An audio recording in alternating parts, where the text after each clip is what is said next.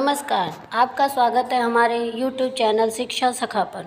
आज मैं लेकर आई हूँ नैतिक शिक्षा कक्षा 8 का 8वां पाठ। पाठ का नाम है रानी दुर्गावती। सबसे पहले हम पाठ का सार करेंगे। मध्य प्रदेश के जबलपुर नगर के पास गढ़ामंडला के किले के निकट 16वीं शताब्दी में गोंडों का शासन था। राज्य के इस भूभाग को गोंडवाना कहते थे। इसी राज्य के राजा दलपत शाह तथा रानी दुर्गावती ने अपनी वीरता से सम्राट अकबर की विशाल सेना से मुकाबला किया था। रानी दुर्गावती घुड़सवारी, तीर चलाने, तलवार चलाने, भाला, बंदूक तथा तमंचा चलाने में भी निपुण थीं। वह हाथी को भी बिना अंकुश का प्रयोग किए जहाँ चाहे ले जा सकती थीं। उनकी निपुणता, बुद्धिमानी और सुंदरता की चर्चा सारे बुंदेलखंड और गोंडवाना में होने लगी। बड़े बड़े राजा उन्हें अपनी रानी बनाना चाहते थे। दलपत शाह भी दुर्गावती से विवाह करना चाहते थे।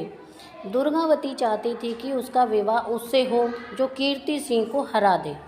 दलपत शाह ने युद्ध करके कीर्ति सिंह की सेना को हरा दिया और दुर्गावती से विवाह कर उसे गढ़ामंडला ले आया। विवाह के कुछ समय बाद ही दलपत शाह की किसी बीमारी के कारण मृत्यु हो गई तो रानी दुर्गावती ने गोंडवाना राज्य को संभाला।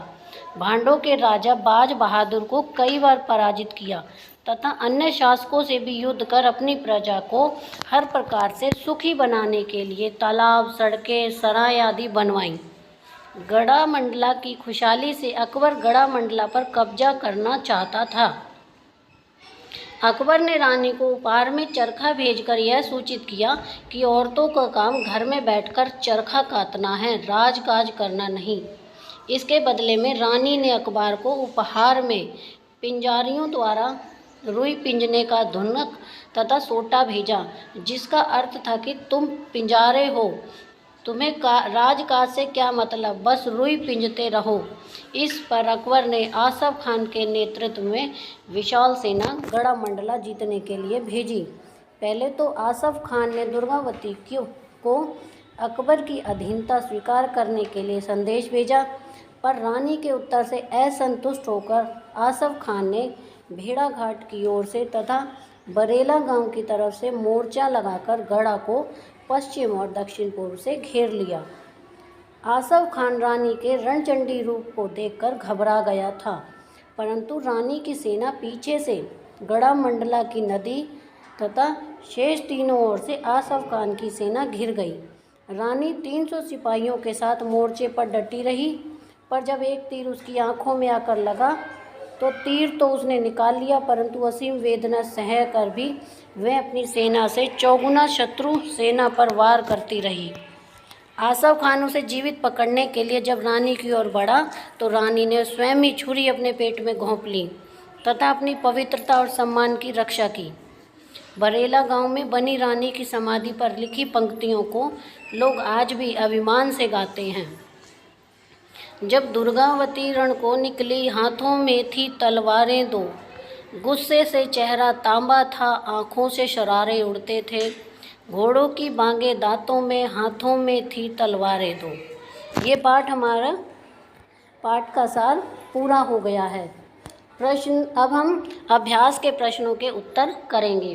प्रश्न संख्या 1, जबलपुर के पास कौन सा प्रसिद्ध किला है? उत्तर, जबलपुर के पास गढ़ामंडला का प्रसिद्ध किला है।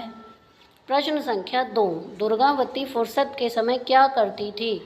उत्तर, दुर्गावती फुर्सत के समय घोड़े की सवारी, तीर कमान चलाना, तलवार चलाना, भाला, बंदूक, तमंचा आदि चलाया करती थी।